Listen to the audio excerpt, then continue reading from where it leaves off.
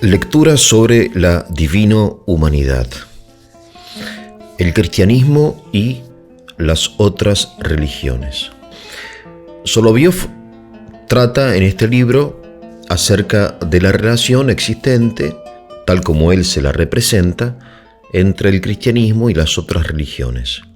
Son textos largos y complejos, por eso prefiero ir puntualizando algunos temas que él desarrolla y conecta. En primer lugar, hay dos formas de universalismo. Esta idea de lo universal es una idea muy antigua y un problema muy antiguo. Sin embargo, él dice que hay dos formas de universalidad. Universalidad por indeterminación y universalidad por perfección, por intensidad. La primera universalidad se logra mediante la indeterminación. Por ejemplo, tengo un concepto, el concepto hombre, ¿no? El hombre es el animal racional. Le quito la diferencia específica racional y queda animal. Y en ese concepto animal yo ya incluyo no solamente al hombre, sino a todos los otros animales, a la vaca, a las aves, a los peces. Ahora bien, el concepto animal pertenece al género vida. En ese concepto vida incluyo, obviamente, al hombre, que es un ser vivo, a los animales, que también son seres vivos, y a las plantas, que hasta ahora no había incluido, porque las plantas no son animales. De modo que la idea vida, el concepto vida, es más amplio, más universal que el animal. Y el animal es más amplio, más universal que el hombre, ¿no? Ahora bien, entonces voy a algo más universal, que es la idea, por ejemplo, de materia. Entonces, como hay seres materiales que no son vivos, por ejemplo los minerales, entonces le quito a la idea de vida aquello que lo especifica, hace ver las funciones inmanentes de nutrirse, de reproducirse, cosa que vemos en las plantas.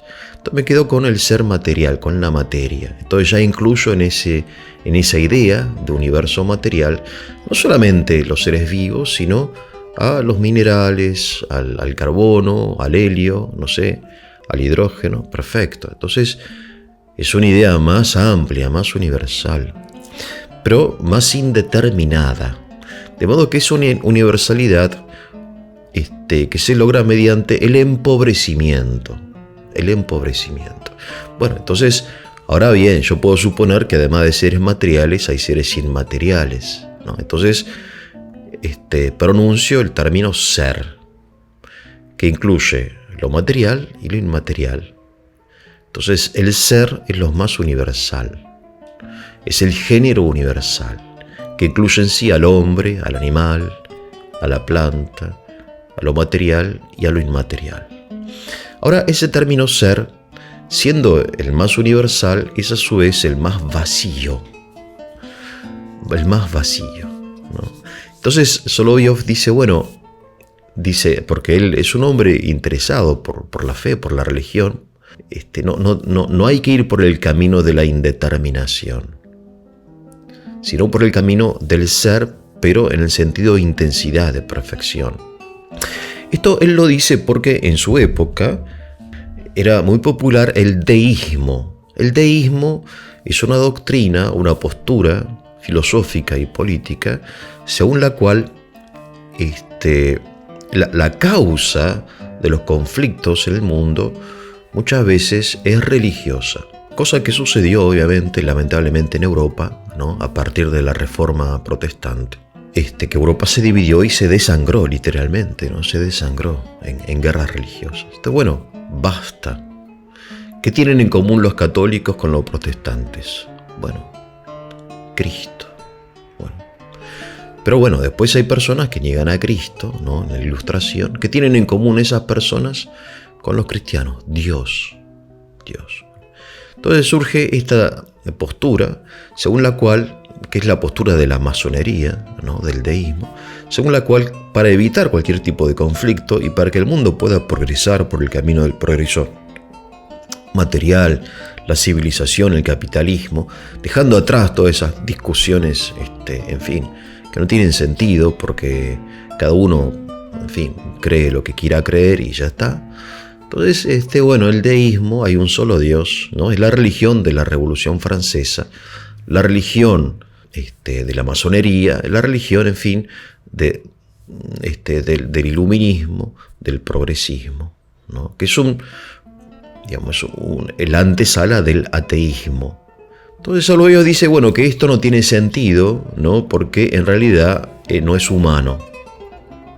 No es humano, en primer lugar, porque es una universalidad de interminación, es el ser, en definitiva, se identifica con el no ser. Y después, porque no es natural, no es humano que las personas renuncien a la verdad. Y trae este ejemplo, ¿no? Dice el ejemplo de un grupo de científicos que, como buenos científicos, desean conocer la naturaleza del Sol. ¿Qué es el Sol? ¿Cómo es el Sol? ¿No? Entonces, una mitad de este grupo dice que el Sol es una estrella sólida. Y otros dicen que el Sol eso es gaseoso. Ya hay una división. Entre los que dicen que es gaseoso, algunos dicen que es más hidrógeno. Y otros dicen que es más helio. Y otros dicen que es más carbono. Ya otra división. Los que dicen que es gaseoso, hidrógeno, ¿en qué proporción? ¿Más del 50% o menos del 50%? Entonces se van formando como diversas divisiones, ¿no? Entonces llega un científico y dice, basta, no se discute más. ¿El Sol existe?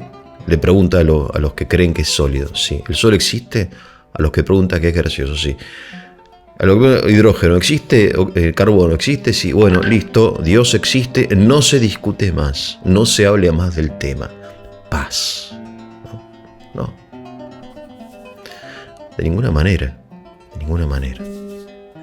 El hombre, en su búsqueda de la verdad, aquellos que la buscan, desea, en fin, profundizarla, acercarse al ser, ¿no? No es suficiente la indeterminación. De modo que el deísmo nunca funcionó y nunca va a funcionar. Como por ejemplo, en los años 90 del siglo XX hubo un gran político, de esos que cambian la historia de la humanidad, ¿no?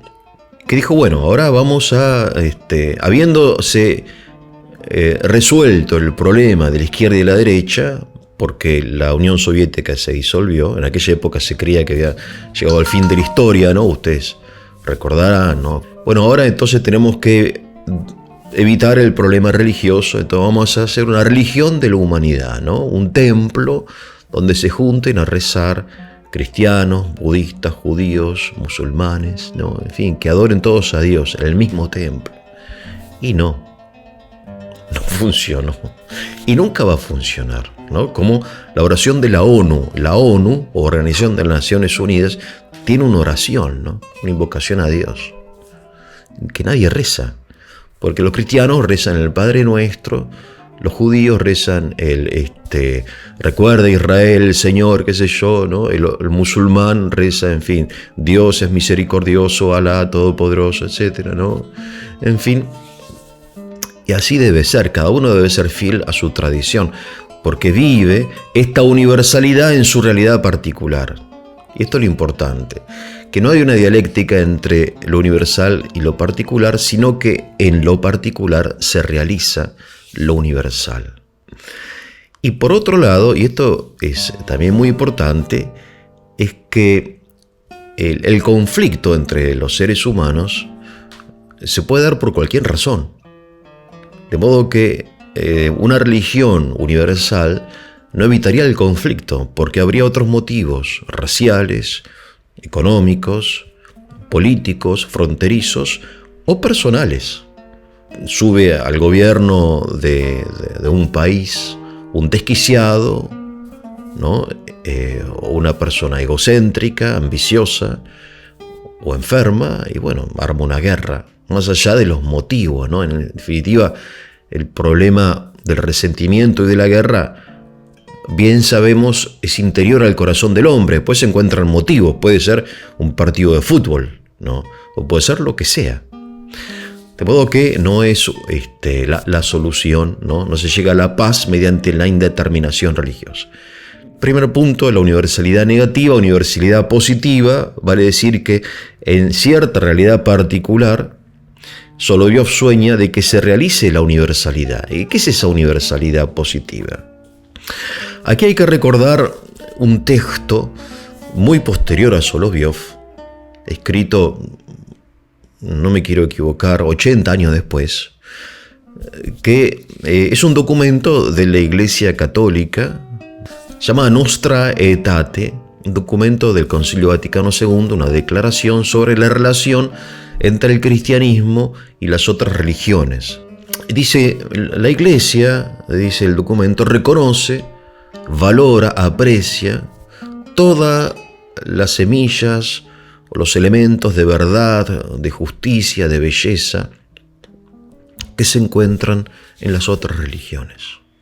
Bueno, esta idea fue expresada 80 años antes por Soloviev, porque estos documentos eclesiásticos son fruto de la reflexión del laicado y de los teólogos.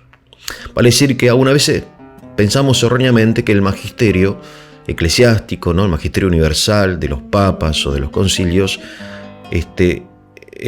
nacen en forma de generación espontánea, ¿no? Un día el Papa se levantó y dijo, bueno, vamos a hacer un documento. No, hay un trabajo del laicado, sobre todo, ¿no? Y de los simples curas o profesores o personas que reflexionan acerca de diversos temas.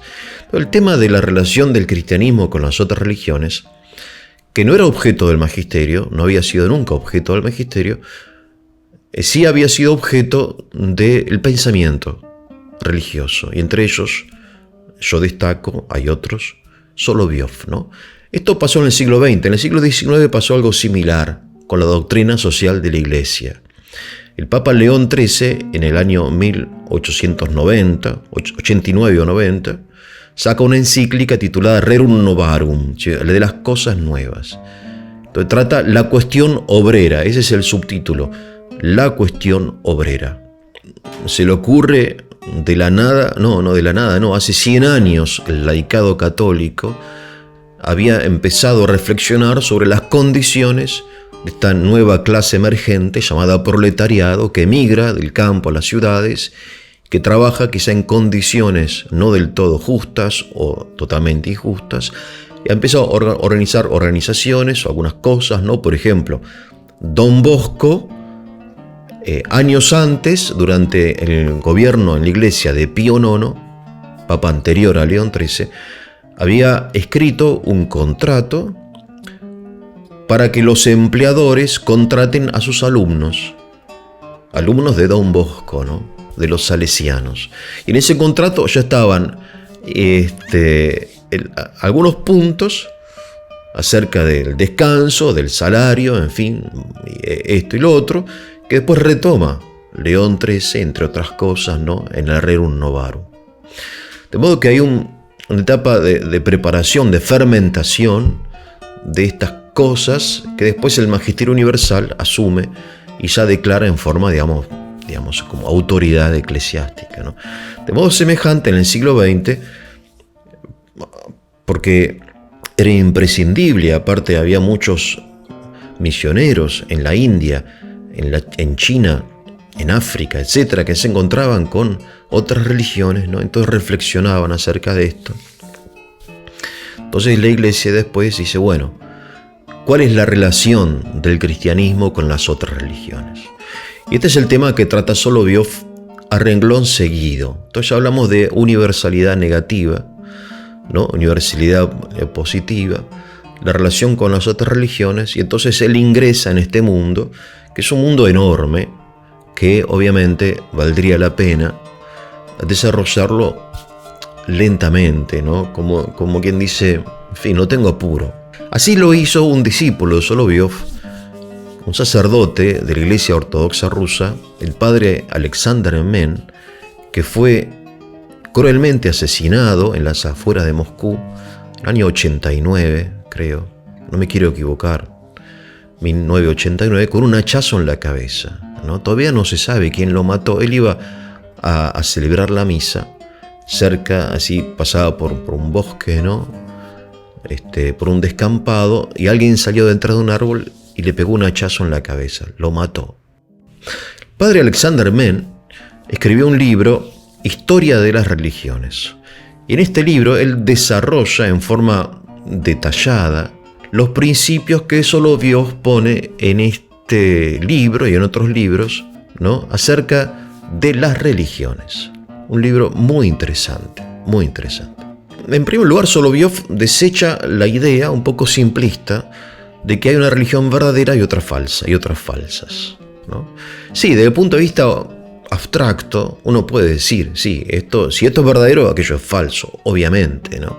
Porque hay un principio universal que es el principio de no contradicción, ya formulado por Aristóteles. Aristóteles decía, bueno, no es posible que una verdad sea y no sea, o sea, que una afirmación sea y no sea verdadera al mismo tiempo y en el mismo sentido, ¿sí? Obviamente.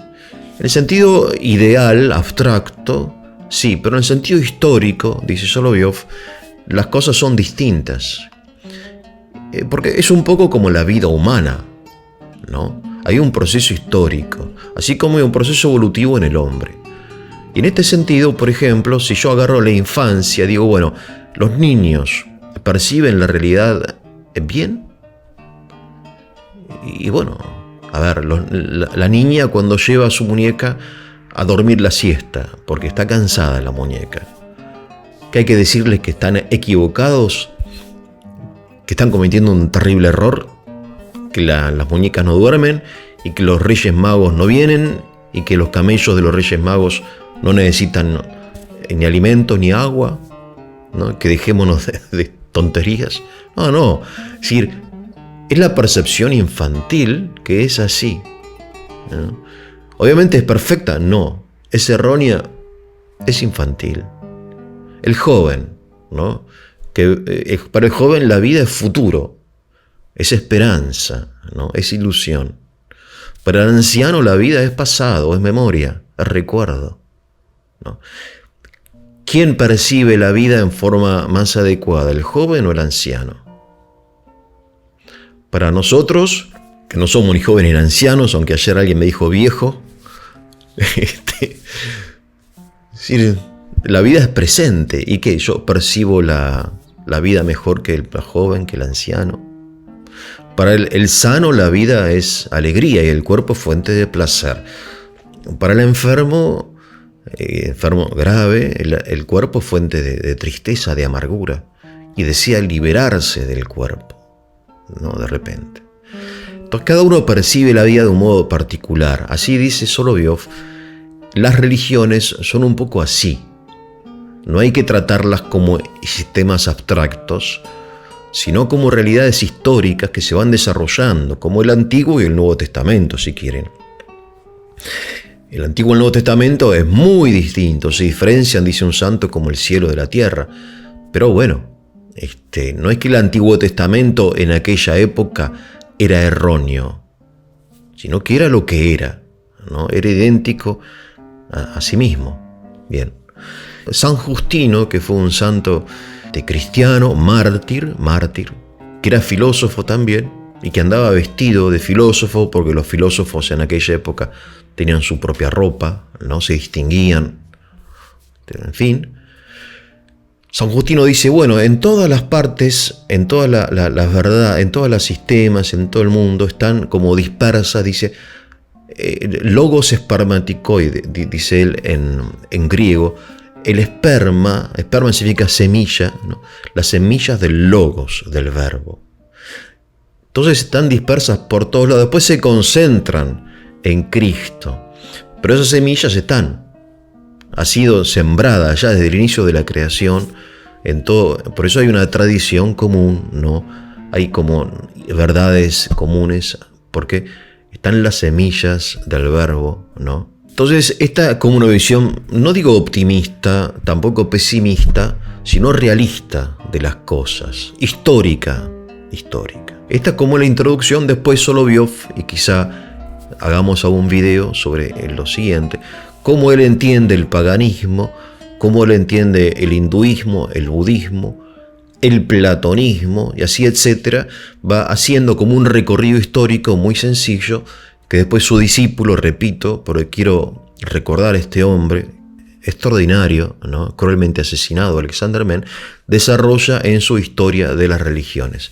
Bien, hasta aquí entonces cristianismo y otras religiones, lectura sobre la divina humanidad. Que tengan un muy, pero muy buen día.